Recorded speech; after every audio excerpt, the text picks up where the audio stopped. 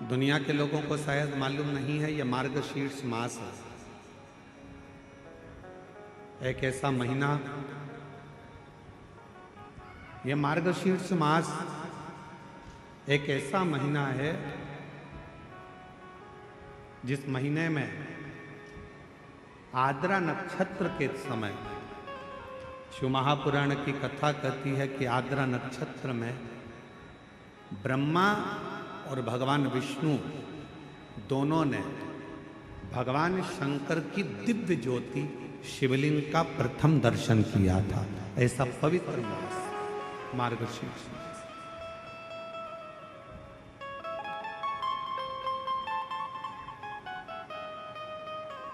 पूरे ब्रह्मांड में सबसे पहला शिवलिंग का दर्शन अगर किसी ने करा तो भगवान ब्रह्मा और भगवान विष्णु।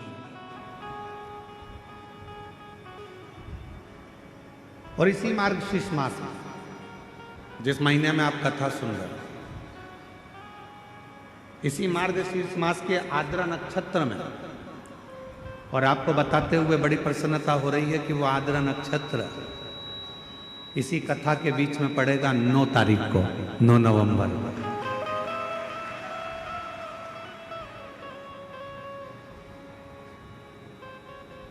अब लगता है ना कि कवर्धा वालों ने कोई ना कोई ऐसा पुण्य जरूर करा है कि भगवान शंकर की कृपा तो हो रही है, साथ में ब्रह्मा की और नारायण की कृपा भी इन पर हो रही है, जो आद्रा नक्षत्र के समय पर ये पवित्र कथा को श्रवण।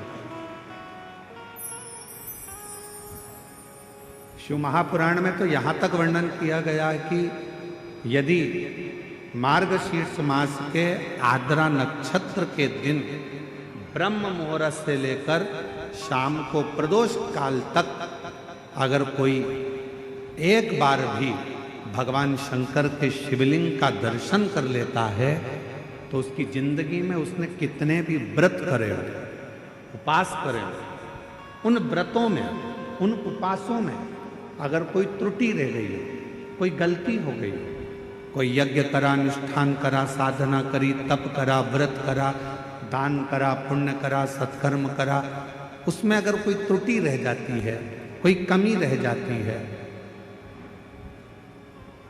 कुछ छूट गया होता है, तो केवल मार्गशीर्ष मास के आद्रा नक्षत्र के दिन भगवान शंकर के शिवलिंग का दर्शन कर लेने से वो सारी त्रुटियां समाप्त हो जाती है और शिव की कृपा।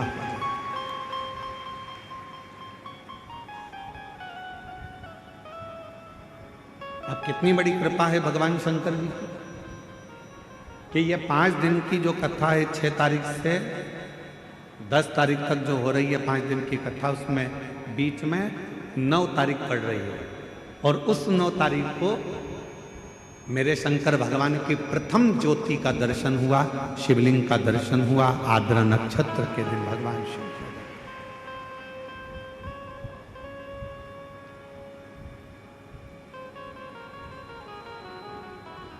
हम निवेदन करेंगे सभी सनातनियों से,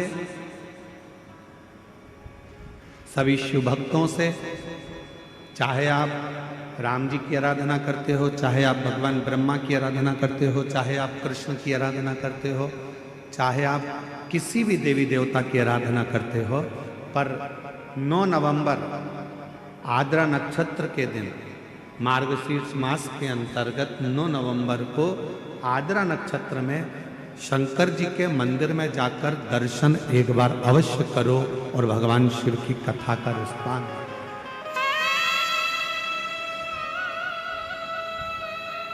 अवश्य।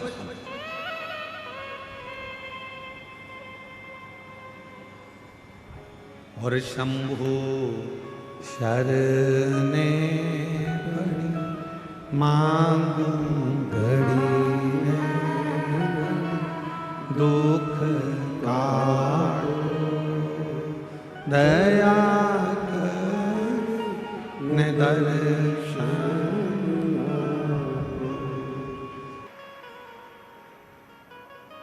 शिव महापुराण की कथा कहती है कि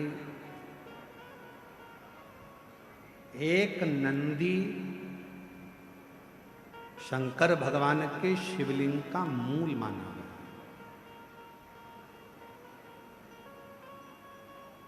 कभी अगर आप लोग द्वारका जाएं तो गोवत्स तीर्थ का दर्शन अवश्य करें, जहां पर भगवान शंकर के शिवलिंग में नंदी की प्रतिबिंबता दर्शित है।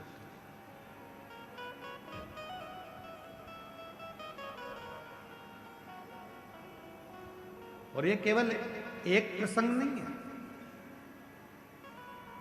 एक बार मां जगत जननी जगदम्बा अम्बा मां पार्वती जी ने भी भगवान शंकर के, जब भगवान देवादिदेव महादेव भगवान शंकर कहीं ओझल हो गए, छुप गए, दिखे नहीं, मिलते नहीं, सामने नजर आते नहीं, तब मां पार्वती जी ने भी भगवान शंकर जी से, भगवान नंदी से, नंदीश्वर से, भगवान शिव के बारे में बहुत सारे आराधना करी, साधन।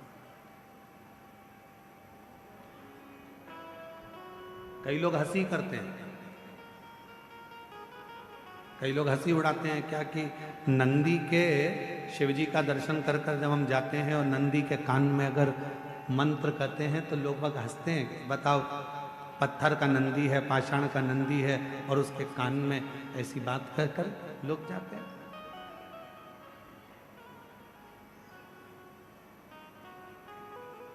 शिव महापुराण की कथा कहती है, अगर किसी नारी का गर्भ 2-3 महीने का होकर या 2-4 महीने का होने के बाद अगर गर्भ अवर्षण हो जाता है, बच्चा नहीं दे पाता है, फिर बच्चा ठहरता है, फिर बच्चा चले जाता है, गर्भ ठहर ही नहीं पाता है, उस नारी को नंदीश्वर महादेव का स्मरण करना चाहिए।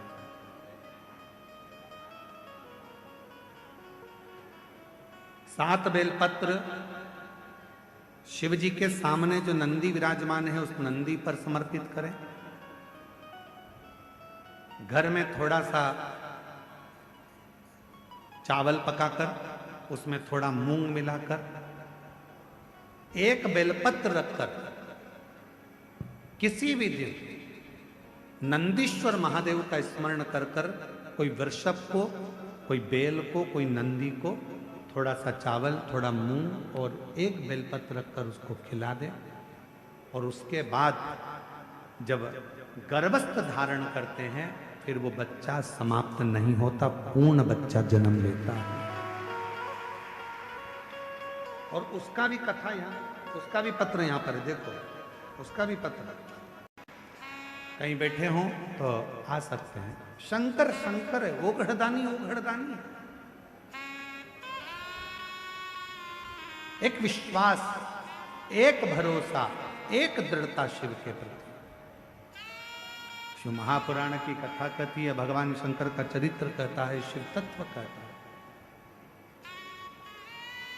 स्वयं मां जगतजननी जगदम्बा नंदी के पास बैठकर नंदी से अपने हृदय की बात कहती हैं।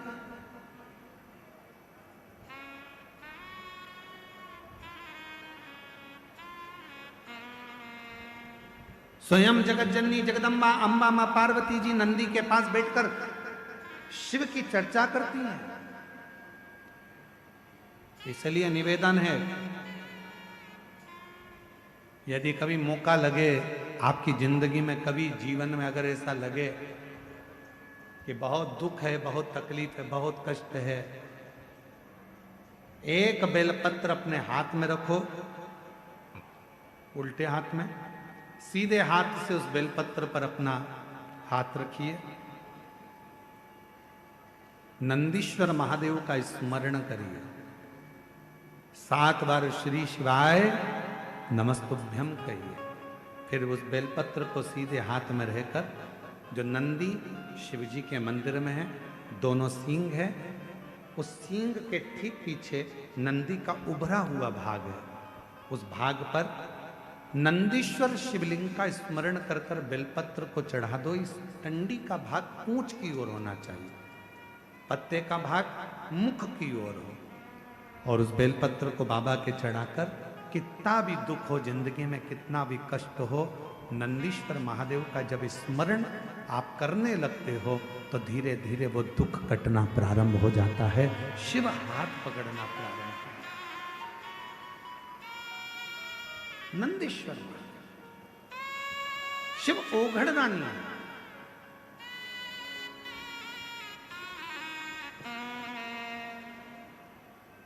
और जो जैसी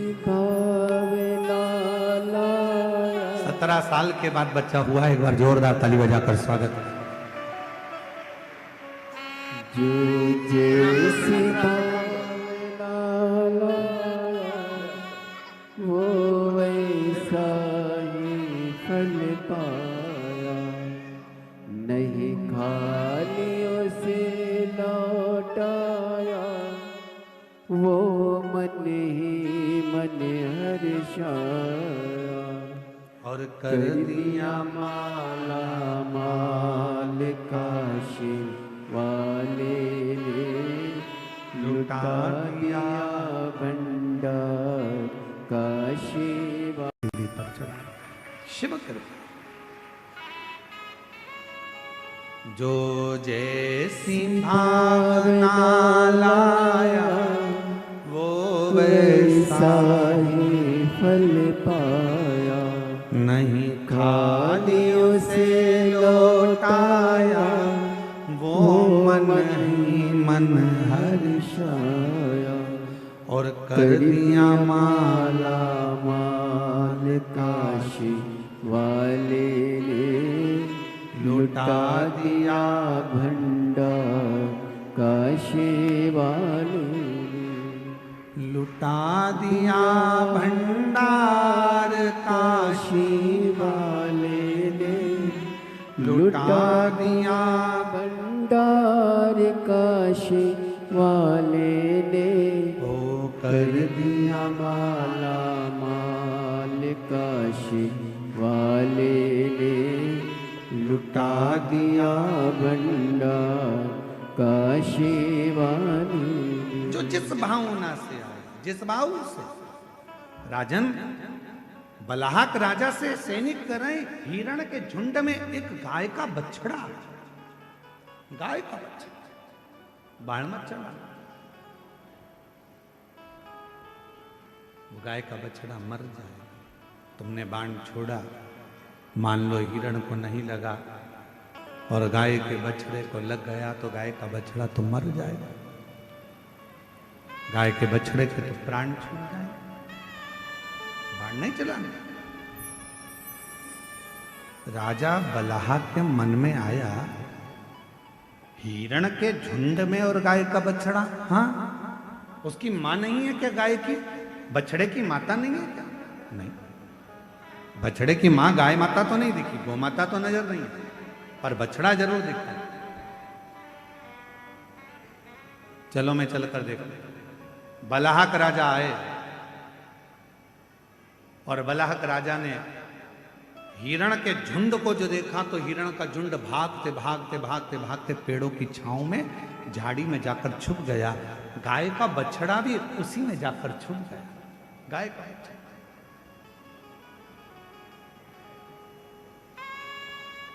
अभी आपको कथा में कहा, आपको भगवान को ढूंढने नहीं जाना है, केवल भगवान का नाम लो, भगवान तुम्हें ढूंढते ढूंढते तुम्हारे पास पहुंच जाए।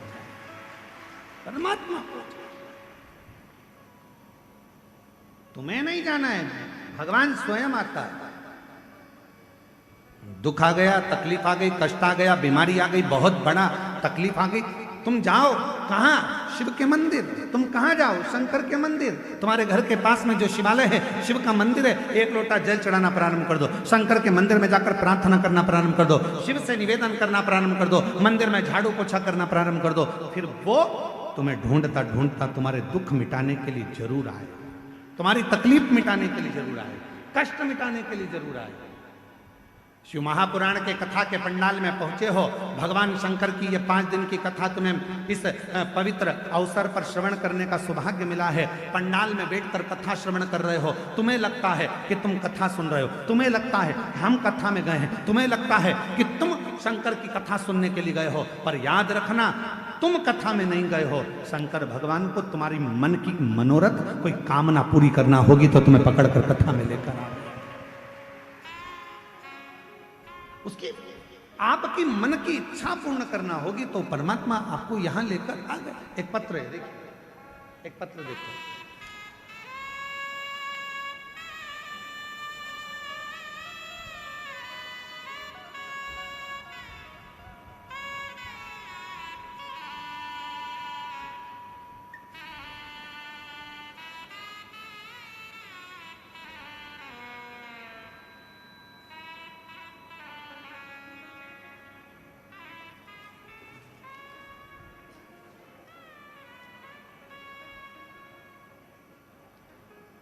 मेननम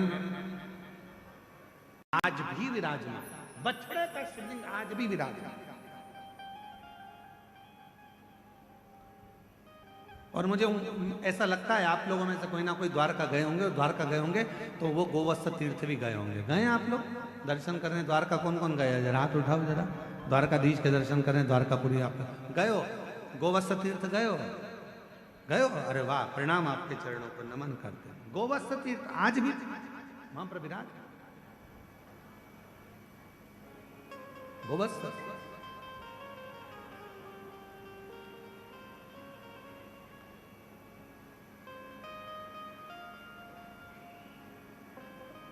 गाय के बछड़े में, स्वयं गाय के बछड़े से भगवान शिव का शिवलिंग प्रकट हो गया।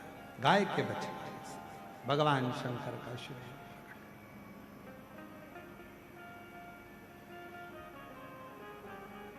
राजा ने विचार करा अब इसको लेकर कैसे शिवलिंग का दर्शन राजा कर। और शंभु शरणे पड़ी मांगू घड़ी रे घड़ी दुख काटो दया करी ने दर्शन आपो शंभु शरणे पड़ी मांगू घड़ी रे घड़ी दुख का। उमा संहिता कहती है